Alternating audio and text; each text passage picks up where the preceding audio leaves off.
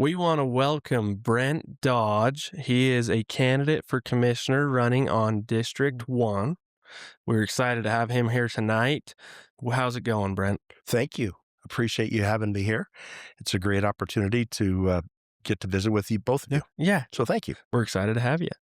So we want to roll right in. We're going to go ahead and we asked a bunch of questions from the public, and we've asked the same questions to all the candidates that we've interviewed today. So we'll start off. What made you decide to run for county commissioner? And as you answer that question, why don't you tell us a little bit about yourself and where you come from? So let me frame it this way. I asked that same question and of myself. In fact, Brock Fute, Yeah. who you had on your show, he grew up at our house, Yeah. and so he sent me a Facebook message and he said, "Hey, why are you running?" Yeah. And it took me a couple of days. I was like, "Wow, Yeah. Um, this is what I've come up with. I've been a public servant ever since I went on a mission, Yeah. and I like serving people. I believe in the goodwill of people. I believe people do good things, and I also believe that I've been blessed with talents. Yeah. Let's just call it one. Mhm. And the best way to multiply that talent is to go out and use it. And my talents are I'm a good communicator. My talents are I know how to read a financial statement. I've been in the mortgage industry for 30 plus years now. Know how to read assets, liabilities, and financial assets. Yeah. How to look at underwriting guidelines and so forth, and that's benefited me on the city. I'm able to bring some of those talents with me. Yeah. And I see some things within the county that I'd like to participate in and use those God-given talents, if you will, to grow that Yeah. and to benefit and make ourselves a better place. There's nothing. It's not like anything is burning down at the county. Yeah. Nothing's on fire. Yeah. But I also believe that there has been a long legacy of people who have done a lot of good.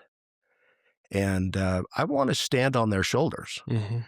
and pay it forward, if you will, for those that come behind us. And then they can stand on my shoulders. For sure. We're only going to do better, Yeah. So in terms of who I am, I was married in 1987. Married we served in the same mission. Nice. And when we got home, we met at a singles ward there at BYU, and she came around the corner, and I eyed her, and whoa, there's Sister Purser. She grew up in Preston. Her dad was a meat cutter, Oh, wow. and he had a shop over on 4th West, and Arlen Purser is my father-in-law's name, and he's, of course, passed, but my mother-in-law, who's going to be 99 this year, she still Wow. lives. Holy smokes. Yeah. So longevity. Yeah. And, Long ties to Preston. Yeah. So I married her. Mhm. And how did I get to Preston? It was 1989. I joined the National Guard in Utah. They were offering a $10,000 I guess, gift or grant or Sign-on bonus. Yeah.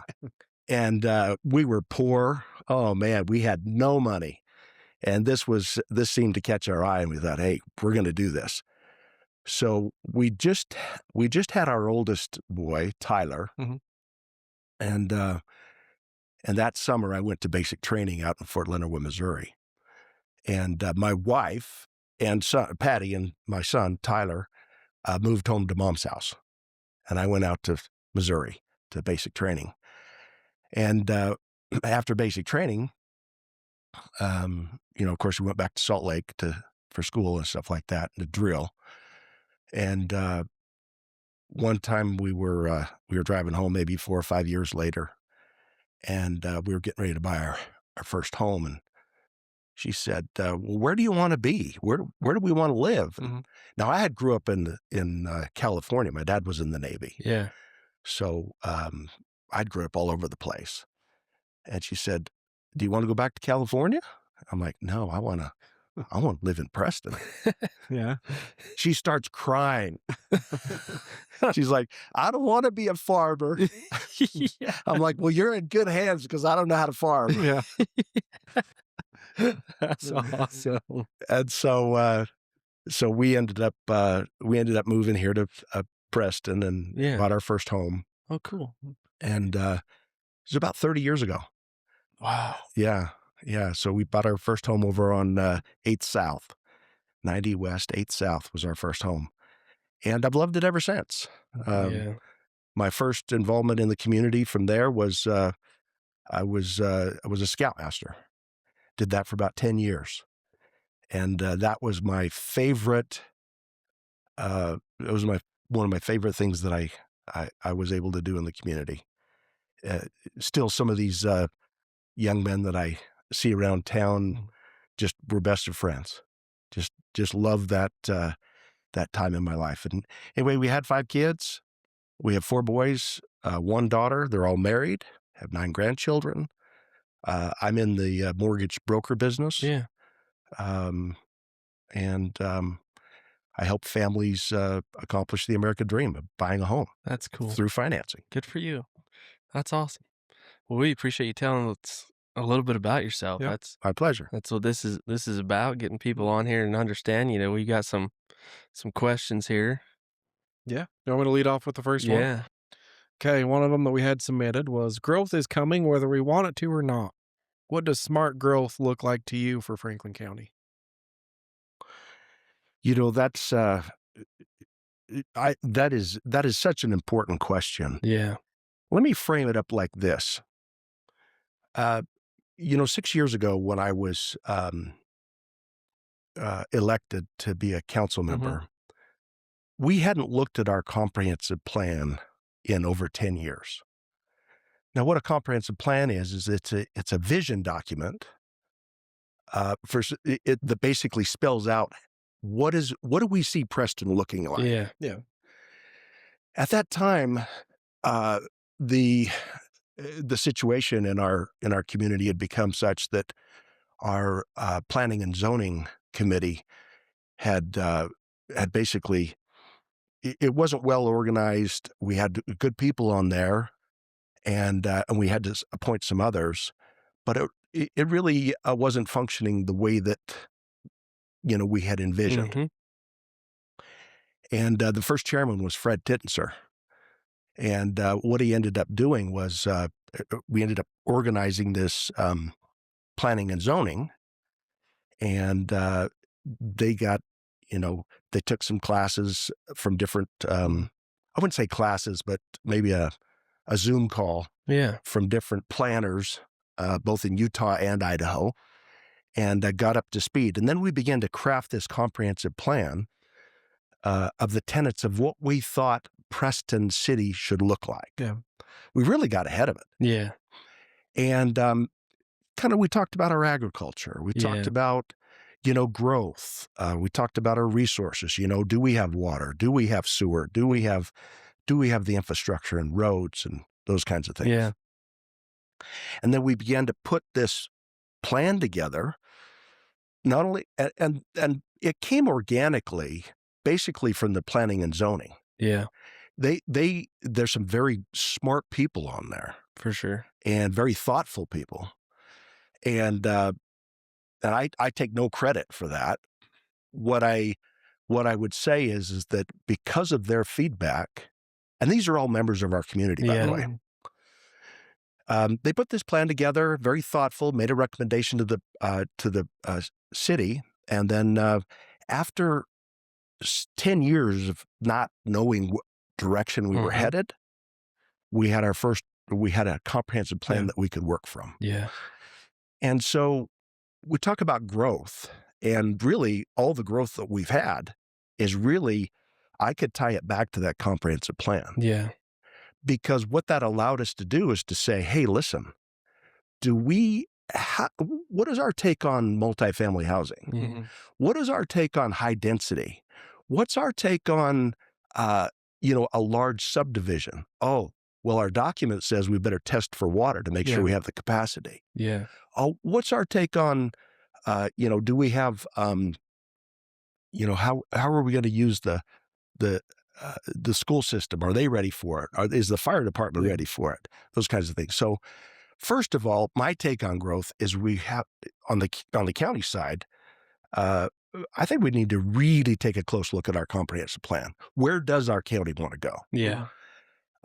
Interesting studies about, I'd say 2 years ago, we had a workshop here in Preston because we were trying to define who we really were as a community. Yeah. Yeah. Were we ag?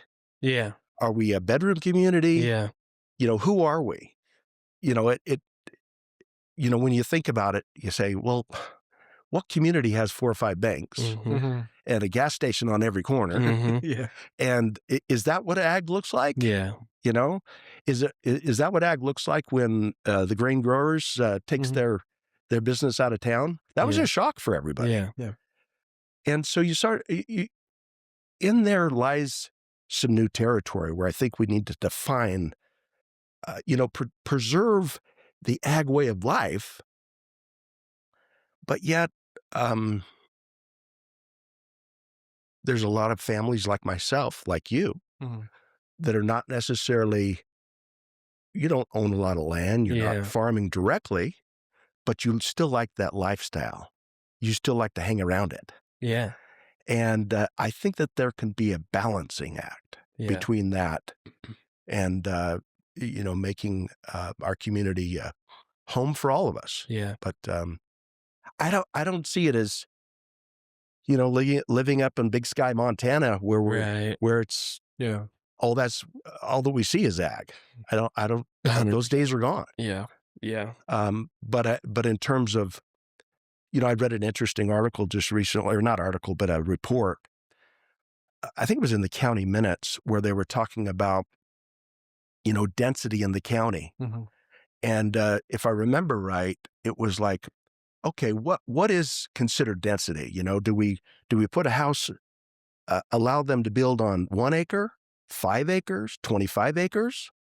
Well, I think you have to back up a little bit and say, okay, what about our aquifer? Yeah. If we're going to let them put in a well there, and we're doing it every acre, well, what happens to the neighbor? Yeah. Mhm. He's all of a sudden losing water Yeah. because we're not flood irrigating anymore. Yeah. We're sprinkling, Yeah. and our aquifer needs to be protected. Yeah. So I think we need to look at the studies. I think we need to ask those kinds of those hard questions of those that are smarter than us, listen to them, Mhm. and then put some structure in place to be able to provide for that growth. Yeah. That would be, and I know that we probably have the studies. We probably just don't have the sideboards, if you will. We don't Yeah. have Yeah. we don't have the comprehensive plan. Maybe we don't have the ordinances in place Mhm. to be able to protect some of that infrastructure for the rest of us that are Yeah. out there in the county. Yeah.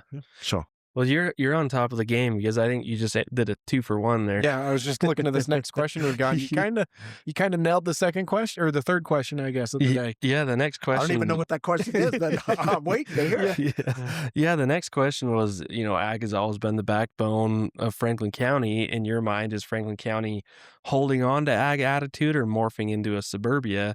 And what are your priorities in that regard? And what will you do about it? And I think you just kind of hit that right on the Yeah. I think in your previous answer, you kind of answered that one along. But is there any more you want to Yeah. kind of throw into that? No, one conversation comes to my mind. I just talked with Riley Broadhead.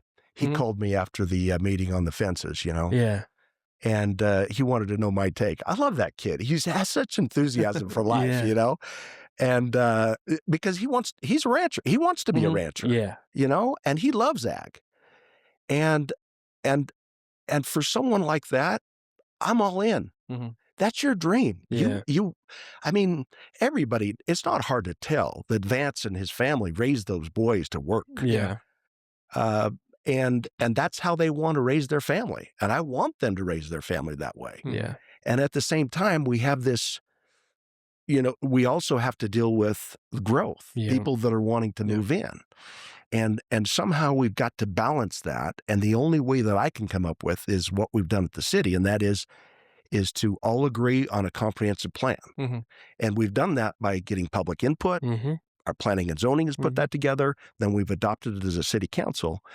And that gave us the direction that we needed to have some smart growth. No, I mean, that's a great answer, and I think you kind of hit that one. So we'll just kind of keep rolling here. Okay. And this one that we've kind of mentioned with some of the other candidates we've talked to. This one is kind of hard. We know the commissioners don't really have a full say in this one, but how can we bring more jobs and careers to Franklin County? Franklin County is growing with lots of homes, but not a lot of jobs. What's kind of your take on that one? And again, that's a hard one to answer because, as we progress and we get these questions answered, we know the commissioners aren't the ones yes and no, and there's a lot more in depth of bringing a business to Franklin County. Yeah. It's we've done a lot on the city. I mean, the city property out there, we've got a lease out there at, I don't know, it's like $10 a year to use the land. And so we've tried to bring in jobs, Yeah.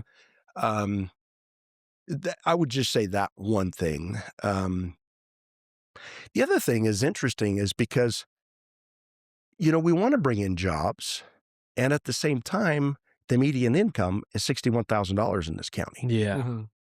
And so if you're going to buy let's just say a starter home that's $400,000, Right. well, that's dang near a $2,600 a month house payment. Yeah. And if you're making $5,000 a month or $60,000 a year, Mm-hmm.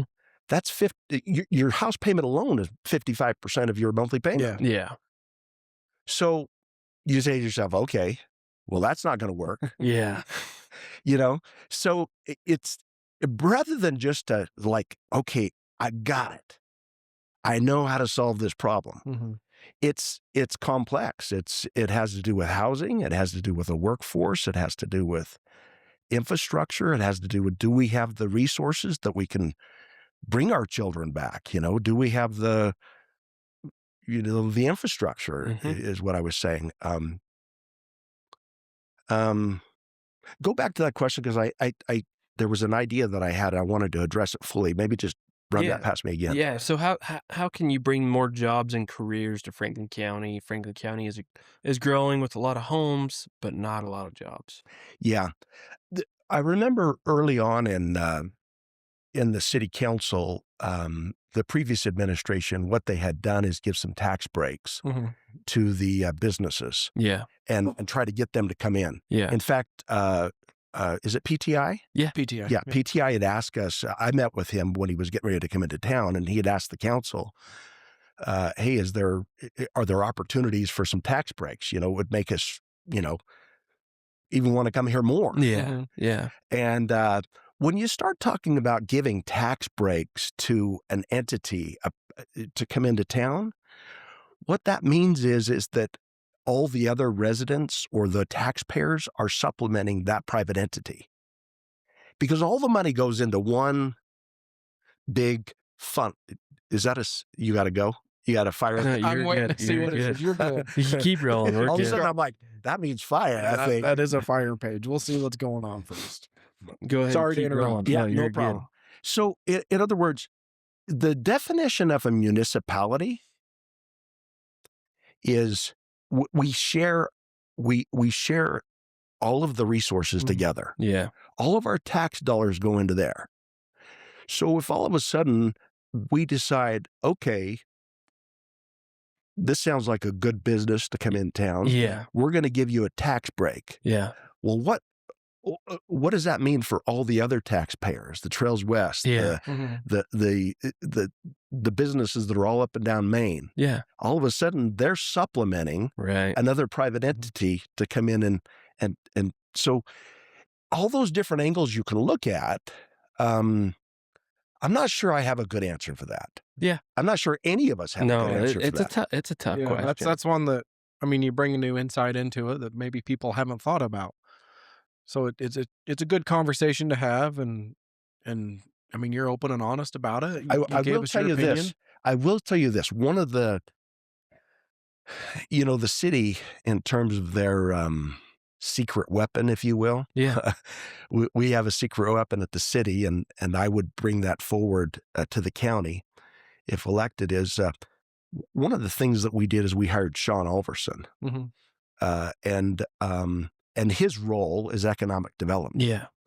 And now Sean is now, at least last I remember, he is the chairman of a 5-county alliance. Oh. And so what we're doing is we're trying to collaborate with other counties, Yeah. collectively bringing ideas together. But Sean has really done a good job in noticing those opportunities for us to take advantage of economic development. Yeah. Mm-hmm. And as a city councilman, you can't do everything. Yeah. Yeah. As a Franklin County Commissioner, you can't do everything. But you can align the right people Mm-hmm. with the right jobs, Yeah, so that some of these things would be taken care of. So, in accurate. other words, the end of that story is if that's important to our community, Yeah. we would have to, as commissioners, we're going to have to address that and assign somebody that's their role. Yeah. Yeah. So accurate. Yeah. No, I appreciate that 100%. Our next question is, what is your stance? Currently, county commissioner meetings are on Monday mornings at 9 a.m. They did just make the change to start live streaming those. But what is your stance on, the full question is, what is your stance on the recording and time of the county commissioner meetings? I have been clear on that from clear back in April of 2025. Mm-hmm. In fact, I remember the day that I went to the commissioners meeting in April of 2025. And Stevie and I got up in front of the commissioners, and we asked them, listen, this is something that's important to the community. Mm-hmm. One of my roles on the city council is the chamber. Mm-hmm. And it was important to the chamber, it was important to me. I stood up in front of the commissioners in April of 2025 and said, hey, let's live stream these. Yeah. And they were gracious. Yeah. And they were listening. Yeah. We provided them with some statistics and said, hey, we've polled our in fact, I've got those right in front of me. It says, we polled 245 members of our businesses. 215 of them said, yes, we want them live streamed and recorded. And 19%, or excuse me, 19 of them said no. 11 of them said, we don't care. Yeah. And so we wanted to start the conversation. That's when it was started back in April of 2025. I was there on that day, advocated for it thereafter. And Stevie really carried the ball on that. Yeah. She's the president of the chamber now. Mm-hmm. And she's really done a good job. But I want to be clear from the very beginning, I've advocated for that. In fact, not only have I advocated for it, but the Franklin County Council, or the Republican Council, has advocated for it. I have a, let's see. Yeah, this particular document, there was a resolution that was put together, signed by Todd Thomas, who was the chairman of the Republican committee here in Franklin County. And they basically said, recording and archiving of public meetings ensures that local government is the servant of the people, that it performs its critical functions and provides true transparency in the most effective, responsible, and responsive manner. But I echo that. Yeah. That's my position. Yeah. It's I believe this, that if you put some sunshine on anything, Yeah. it's a good sanitizer. Yeah. Yeah. Don't you agree with that? I would agree with that. It's a great sanitizer. Yep. I would agree with that. And so with that being said, and this is where I'm disappointed. And for their own reasons, I'm sure that they meant well. Yeah. But when they adopted this resolution to go stream live, Mhm. it was very careful how they worded it. Signed by Commissioner Swainston, Bowles, and Stewart on December 22nd, 2025. They said this was their resolution. We're going to go ahead and we're going to stream live. But listen to this paragraph that they put there. Whereas the county does not intend to make a record of such streams broadcast made through Zoom disseminated to the public. That was disappointing. It was super disappointing. Because I think that all the work we had done the previous months, clear back into April, and the Franklin County Republican Committee had done in saying, hey, this is what we want. I thought we did a good enough job messaging to them that, hey, this is what we wanted. I don't know why they stopped short of that. Yeah. But if elected, my intent would be to make those recordings available. Yeah. Okay. Yeah. That's a great answer. Yeah. Great answer. So the next one, we've kind of, there's two more questions here, but we've kind of put them together. They kind of overlap. So I'll try to word it the best way I can think is, what is your personal agenda, or what opportunities do you see that the county should be taking advantage of right now? Something small that residents could see a big difference in. You know, I went through, when I decided to run, I spent hours reviewing the county website and reviewing all of the minutes from 2 years ago, because I wanted to get up to speed. Yeah. I wanted to be familiar with what was going on, going back to where we began this conversation, and how can I use my talents, Franklin County, to serve the people. Yeah. And I went through those minutes. There's a couple of things that stood out. One is that the minutes are very spliced together, minimal, if you will. And what I think was my takeaway is, I would like to see a situation where that information is available online. Yeah. Either through a some kind of a firewall. You could log in as a resident. Yeah. But if you wanted to see any information, you want to see your property taxes, it's right there. If you wanted to see your plat, right there. If you wanted to see a public record, it's right there. Although names should be redacted, of any of that private information.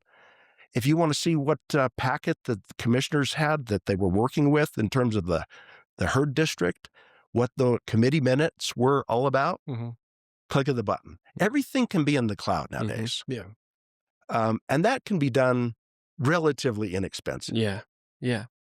For sure. So that would be a small thing. The other thing that I think is important to note is when we were mandated by the Department of Environmental Quality to put in a new wastewater treatment plant. Yeah. The original quote was like $39 million. Well, through a bunch of haggling and COVID and all that stuff, we were looking at a price tag of $70 million, 69. Yeah. And we made, the mayor and I would say that the other council members, by and large, we all collectively contributed to this. But we were able to, by meeting with our not only Senator Gibson, Senator Guthrie, then at the time Representative Gibbs, and some of the representatives, through some of our other contacts that we had at the USDA. We even contacted Senator Crapo and so forth. We were able to get $35 million of that in grants. Wow. So what does that mean? Well, that means, and I know your bill went up, but what would you think if it doubled from what it is now? Yeah. Had we not worked tirelessly to get those grants, we would have saddled the citizens of Preston with a bill twice the amount that they have now. And what drove me for that? I looked at my 99-year-old. Well, she wasn't 99 at the time. Yeah. But my mother-in-law, Yeah. living on a fixed income. Yeah. Yeah. Which there are a lot of us in our community that are like that. Yeah. They have a fixed income. Mhm. They have fixed resources. And that's who I envisioned Yeah. when I was working for that, because it wasn't easy. It was like getting a root canal. Yeah. It's super painful. Yeah. But that's as long as I kept her out in front, Yeah. it made it easier to do the hard work. Mhm. And so I would say, to answer your question directly, Cody, I didn't see in the minutes where we had been taking advantage of grants. Mhm. The only grant that I could find in the last 2 years in the minutes was one referenced for $20,000 to Lamont, that Lamont Doney mentioned for emergency equipment as it relates to public safety. Mhm. There's money out there. I think that somebody needs to be appointed at the county, and that's their job. Let's Yeah. chase down this money. Now there's another side to it. You will hear some citizens say, "We don't want any grant money. Mhm. Give it back to the federal government. We don't want any strings attached." Well, okay, send it back, but they're going to give it to somebody else. Yeah. Yeah. Yeah. It's going to And be that- spent somewhere. Yeah, and still as a whole, the federal dollar, you're still going to be taxed Mhm. at the federal rate. So you might as well take what's yours, Yeah. an equal share, Yeah. and use it to benefit your community. And so, there is two sides to every argument Mhm. there, but I would dare say that if I were to pick my poison, I would choose the grant route, Yeah. because by and large we would get the most benefit. Mhm. That's really interesting. Yeah. My brain's like, no, So, that's great. These are all I great could- answers. So the grants, I would say, Mhm.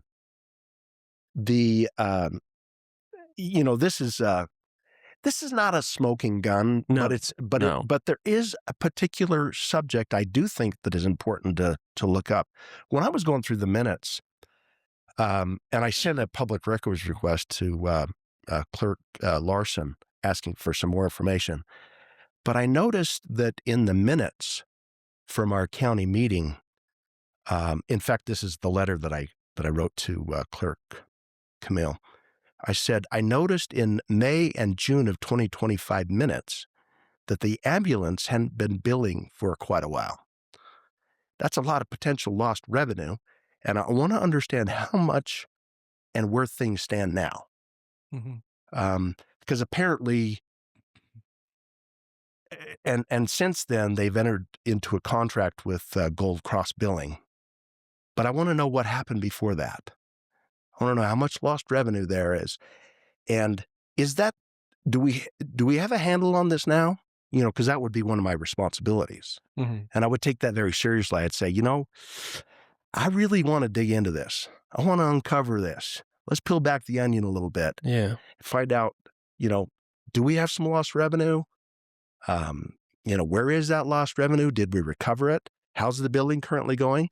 And then the other thing is, I would just say to you that everybody knows Mark Gilbert. Mhm. Well, he's not a spring chicken. Yeah. Sorry, Mark. Bless you. You Yeah. do a great job.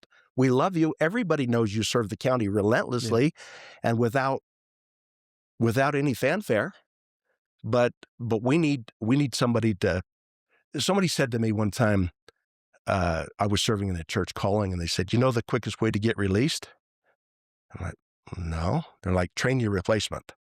Yeah. And, he's been there for a long time. Mhm.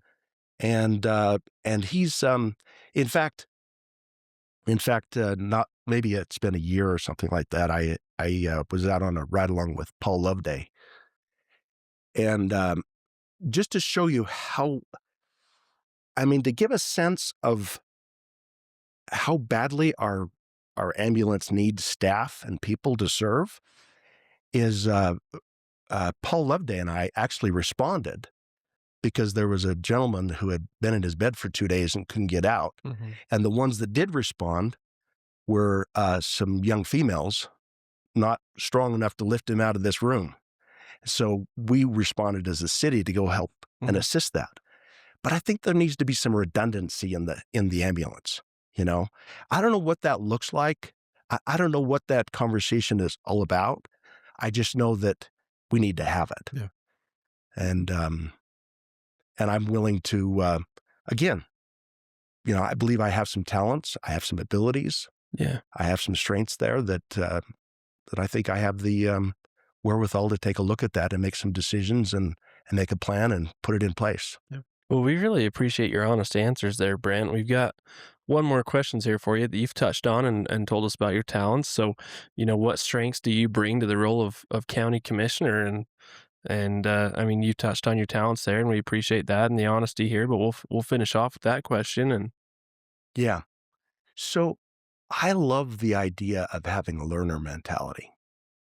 And what I mean by that is that um, just always learning. yeah, You know, Eh, I mean, in a small way, that's one of the reasons why I'm running for county commissioner. yeah, I mean, I'm learning a whole new set of skills. yeah, yeah, Yeah.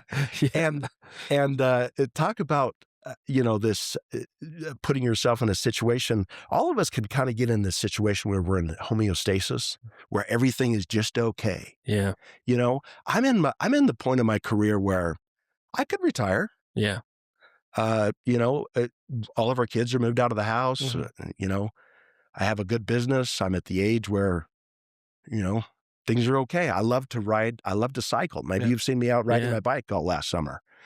I plan to take part in the Logan Jackson again. Cool. And so I've got to do a lot of training Yeah, there. that's a long ride. Yeah. And so I say to myself, you know what? I really enjoy riding my bike. Why would you do this? yeah, Why would yeah, you? And I would just say that it's part of the fun is learning. yeah, Being a learner, yeah, because you get to take all of this with you yeah, to the next life. And I believe that growing your talents, being a learner, it brings me joy. yeah. So I'll finish with that. That's great, Brent. Well, we really appreciate, we know you have family at home and appreciate you taking the time out of your Sunday to come and sit with us for this half an hour. But Cody and I are both huge advocates Yeah. for commissioners and commissioner positions, and we wanted the community to have an opportunity to hear, what you guys have to say, and we really appreciate the honesty. That's what it's all about is honesty, and it goes back to the old ag of honesty is key, Mhm. and that's what we look for. And, Well, and we It's appreciate been a that. pleasure. Thank you. Yeah, we Thanks, Brent. appreciate it, and thank you for your time on the Preston City Council, and Yeah, for wish sure. you the best of luck in the upcoming election. Okay. Thank you. Thank you. We want to welcome Zan Bowles, candidate for county commissioner in District 1. And we have him here. We're going to go through the questions that we've got from the community. Zan, welcome to the show. How's it going? Good. Thanks for having me. I appreciate being here today, and I appreciate you making an effort to interview us and let the county know a little bit about more who's running for county commissioners. Yeah. It's good for the people to know. The commissioners have some pretty hefty roles and a lot that they do, and I think it's great for the community to hear it. Why don't we go ahead and start off? You've been a county commissioner and you've decided to run again. Tell us a little bit about why you decided to run again, and then, introduce yourself. Tell people who you are. No, thank you. Zan Bowles. I just turned 70 years old the other day. I've lived in the county my whole life. Which way should I be looking? Does it matter? Just right at us, yeah. Okay. I've lived in the county my whole life. I've got 4 beautiful daughters that all live in the county. They've been very prolific. I've got 20 grandchildren, all live in Holy the county. cow. I have a son who doesn't live in the county. He lives in Florida, been out there several years, and they all live here because they love this county, and I stayed here because I love this county. My role as a county commissioner was not something I planned on. I've served my whole life. I've been on all sorts of boards. Served 20 years behind the pulpit in the church, and we had two current county commissioners 2 years ago, Dirk and Boyd, came to me and said, one of them came to me, I think it was Boyd first, and said, would you like to run for county commissioner? I said, no, that'd be a hard no. My wife's health wasn't the best, and I retired a couple of years early just so I could spend time with her. And then Dirk came to me, and then they kind of tag teamed me and said, we would like you to run for county commissioner. The county needs your experience and your business experience you got, plus just dealing with people. Would like you to run. And I thought about it quite a bit and talked to my wife about it. It was actually her that convinced me to run, because she said, Zan, your grandkids have watched you serve your whole life, or I mean your children have watched you serve your whole life. And you got 20 grandkids that ought to know that your grandpa still has something to offer. You ought to run for county commissioner. You'd be a good county commissioner. So with that encouragement, I threw my hat in, and Dirk and Boyd just kept saying, 2 years, 2 years. Two meetings a month. Well, they weren't completely honest with me, because it's more like 2 meetings a week. And but I've thoroughly enjoyed it. But I just planned on running 2 years. That's all I planned on. Just like 3 weeks after I was put in as county commissioner, my wife was diagnosed again. She's had several run-ins with cancer. She was diagnosed with melanoma cancer on her arm, and so for a year we've been going to the Huntsman and been working through that. And many of you know that my wife passed away just here March 11th, just a couple, 4 or 5 weeks ago. It was her encouragement, and again my brother Dirk, who says, we know you, Zan, you're going to need more to do if you don't run for county commissioner again. You're just going to go back to work with Matt Haslam, who bought my business from me.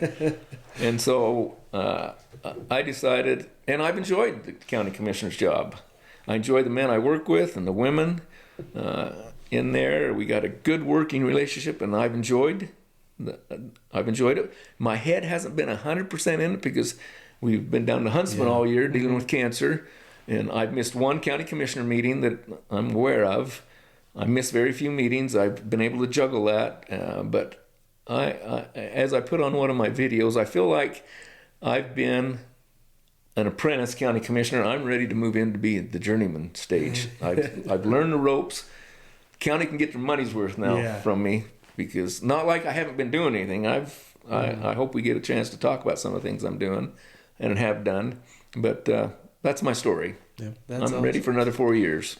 Well, appreciate you sharing that with us. Sorry about the loss. And thank you. But again, appreciate you running and giving the community a guy to vote for and carry on that county commissioner role. So we'll just kind of roll into some of our questions here. Okay. The first one being, growth is coming whether we want it or not. What does smart growth look like to you for Franklin County? I think smart growth means that we stay ahead of the growth. We don't let it get ahead of us. Instead of reacting, we're going to act upon it first, instead of getting behind the 8 ball and then trying to catch up. We've got to stay ahead of it. Who's not talking about water right now? I mean, really. And we don't have any control over that. We have control over how we use it, but the amount of it. I live on Sugar Creek up Cub River, and I'm here to tell you, for the last 18 months there hasn't been much water coming down Sugar Creek. Just period.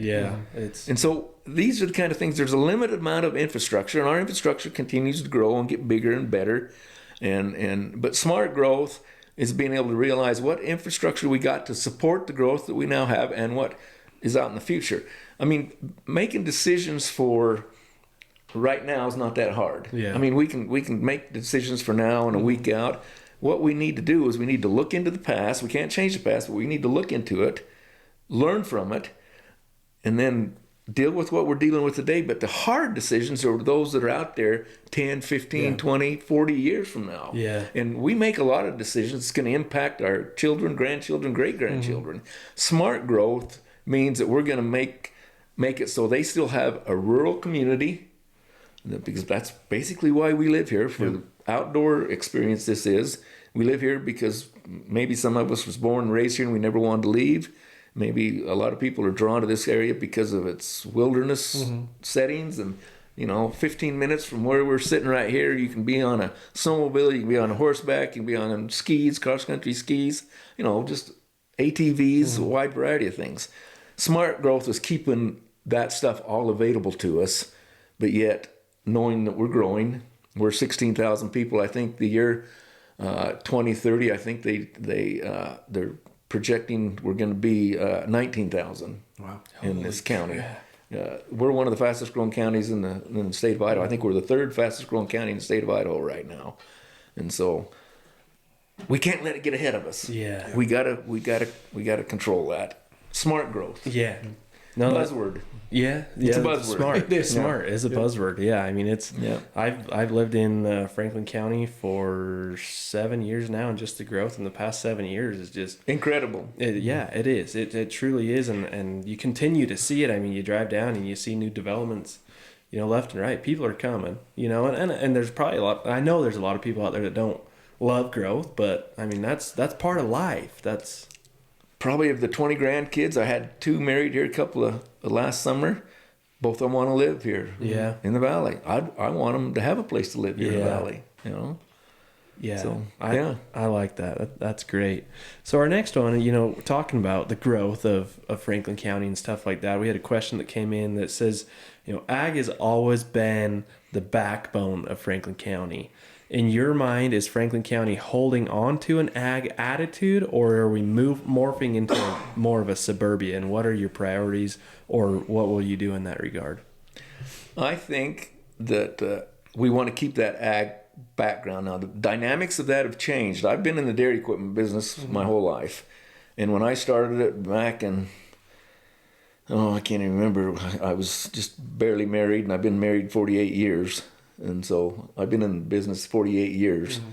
And when I started the dairy equipment business, 50, 60 cows was probably the average herd. Yeah. And drive around Fairview, and there was several barns per block, and now there's about 3 dairies left in Fairview. Yeah. So the dynamics of ag is changing. We have the Butlers and potatoes, and we got some larger farms and larger dairies. We still have a fair amount of cows in Franklin County, but they're congregated on half a dozen dairies or more, and so that's changing. Are we turning into suburbia? I don't know that I'd say that yet. We might be headed that direction, and we can kick and squeal and fight, but my goal is to keep this as ag-oriented as we can for as long as we can. Because guess where our growth is coming from? We got 150,000 people down there. Yeah. And it's cheaper to live here. Yeah. It's easier to buy a building lot here. And I don't have a problem with that. But we still don't want to lose the feel of small town community and ag basis. And most of the people who live here are here for that reason. And I think if we work together to do that, we can. I think we need to capitalize on the 150,000 people down in Cache County, because we're never going to have a Walmart. Yeah. We're never going to have Schreiber's cheese or Gosner's cheese or an IHC campus. But we can provide them with employers or employees, and they can bring that money home. And I wish we had, there's some things we need to do here to keep our money here. Yeah. And I think our Preston City Council and stuff are working on that and doing a pretty good job, to be honest with you.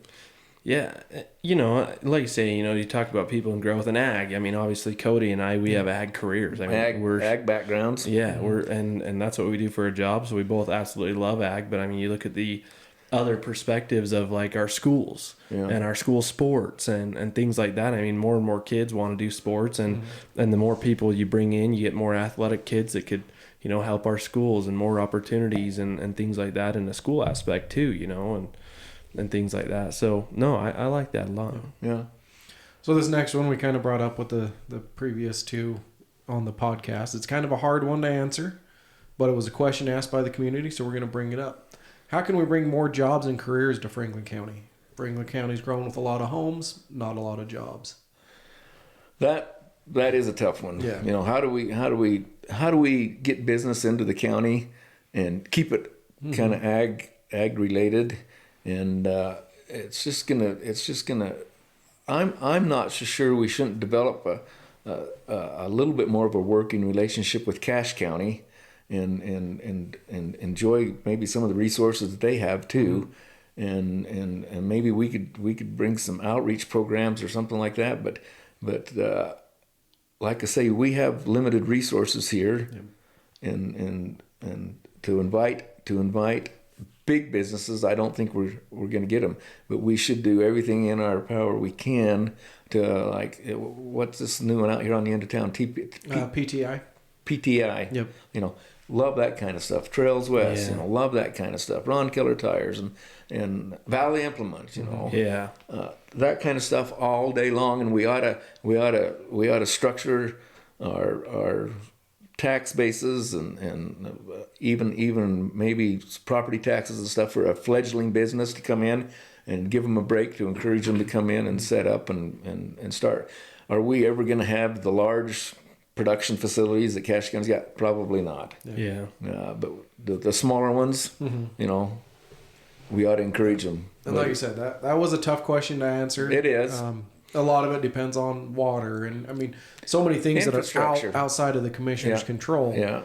But I think it is good. It was brought up by a community member. I think it's a good question to ask, and maybe open everybody else's eyes to what you guys are facing. It's not just a yes or no decision by the commissioners. You've got to look at the water rights and sewers and all that other stuff that comes in with bringing a large scale business into town.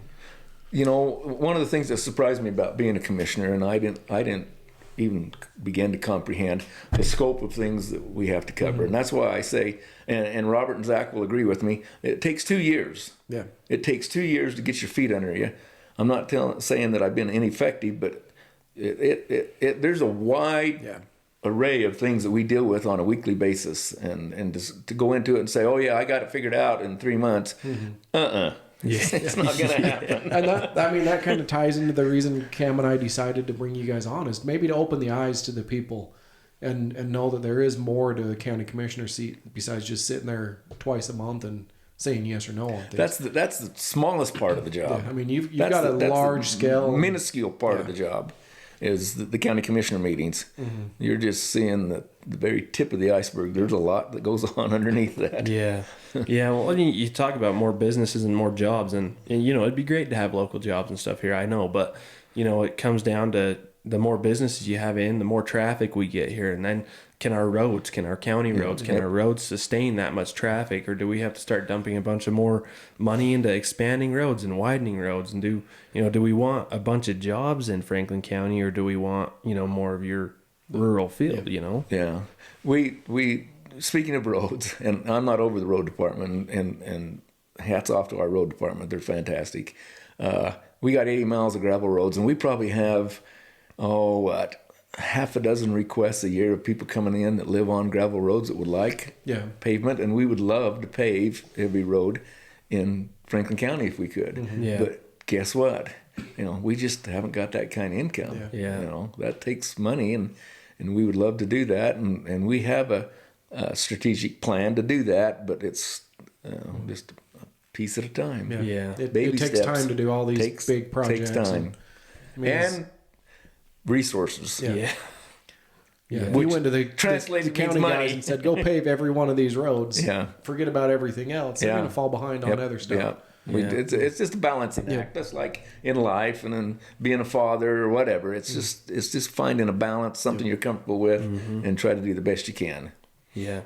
No, I agree with that. And we kind of talked about how, you know, commissioner meetings are like the smallest part of what goes on underneath, you know, but, you know, we did have a question roll in that, you know, we know you guys just recently started live recording your meetings. But the question is, what is your stance on the live recordings, and what time the commissioner meeting starts and when they have it? I mean, you guys are currently having it on a Monday night Monday morning at 9 a.m. What's your stance on the meetings for the people? Okay, let's talk transparency first. At the meet the candidate night last year, that this question was asked and asked me about live streaming and being transparent, and I'm all for it. Yeah. And I don't. We're not trying to hide anything. That's ridiculous to think that we're trying to hide. And there's people that think that. Well, that's absurd, to be honest with you. It's an open meeting. It's agendized. The minutes are printed. We're not trying to hide anything. And I said at that meeting that, I believe that the time's coming that we're going to live stream, and I'm going to push for it. And I know Zach did too. And it didn't take very long, and Robert got on board, and we're live streaming the meetings.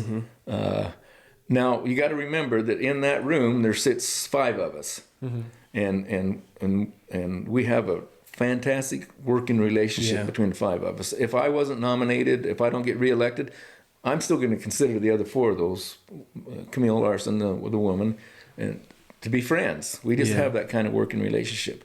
Now, do I think our meetings ought to be archived? I think the time's coming. I'm gently leaning towards that. Yeah.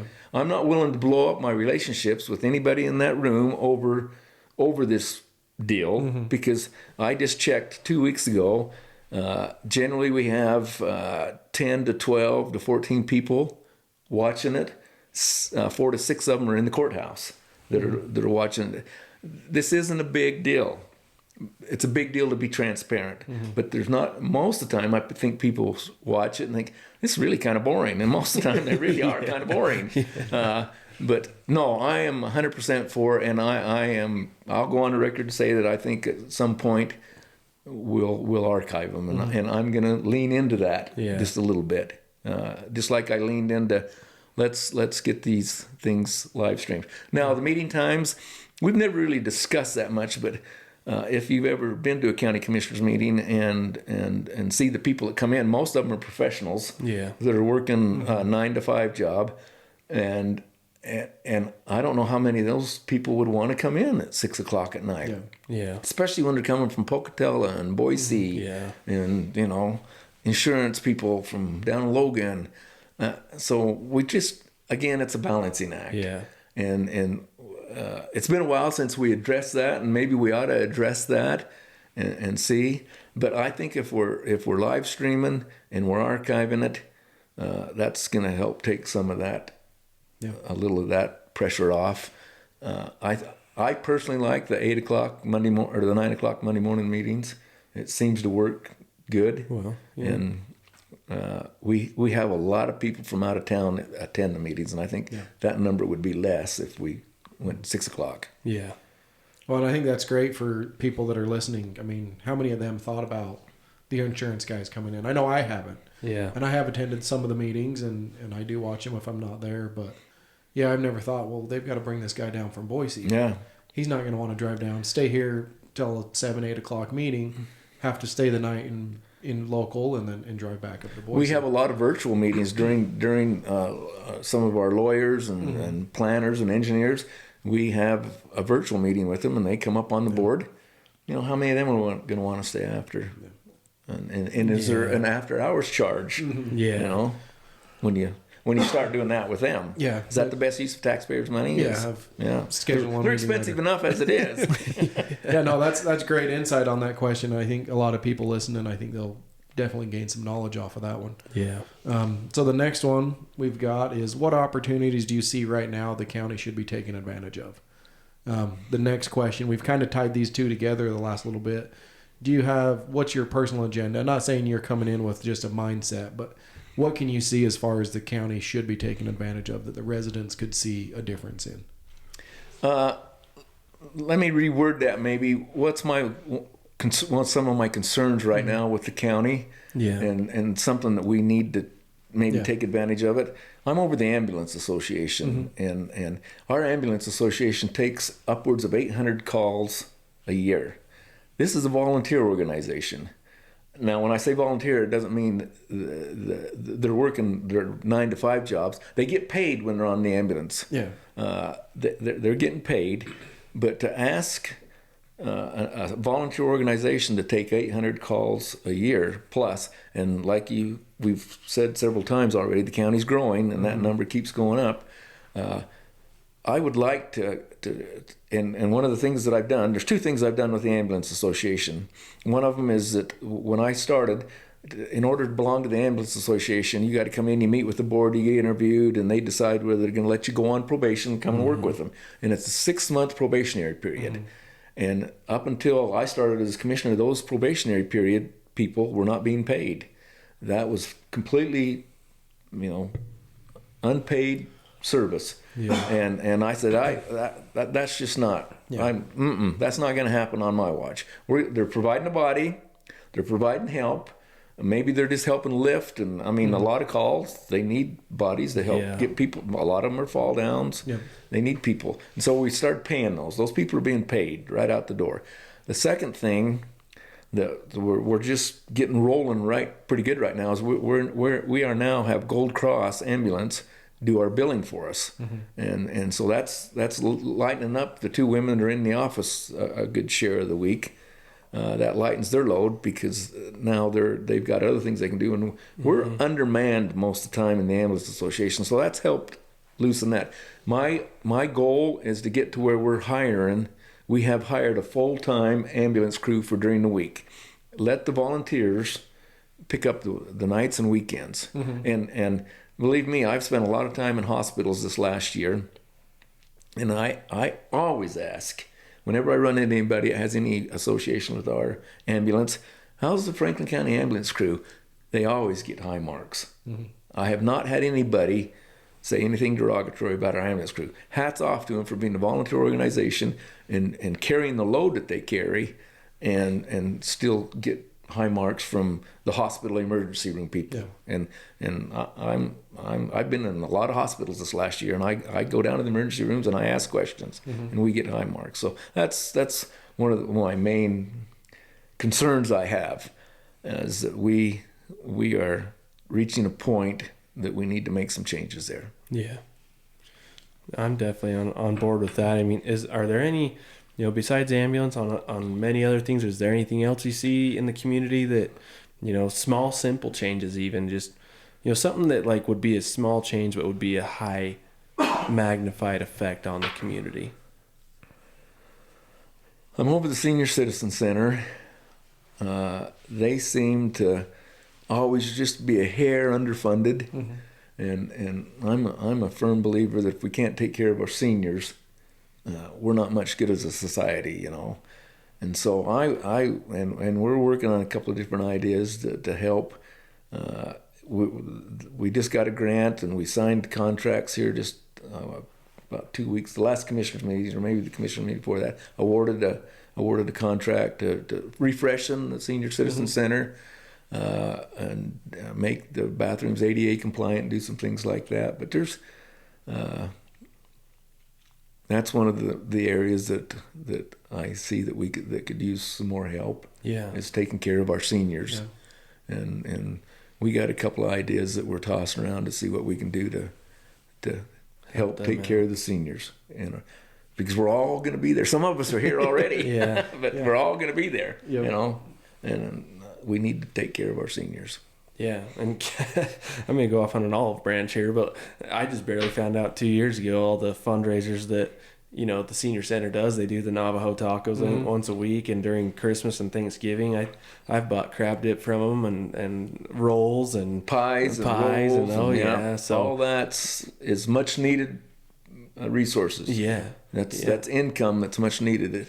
They deliver a lot of meals. Yeah, I've went and drove with them on 2 or 3 different occasions this last year, and rode with drivers, and we're providing 2 things with that. We're providing them nourishment, we're providing them food, and we're providing them with a contact.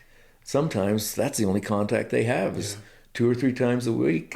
They get to say hello and shoot the breeze for a minute or 2 with the driver, and that's important. Yeah. That they have that contact. Yeah. So.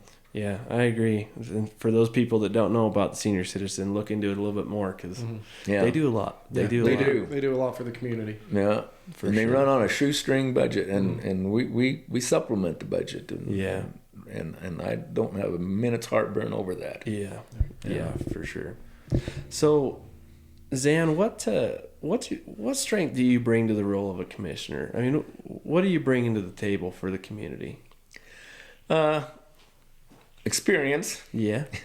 I didn't get great because I'm a young guy.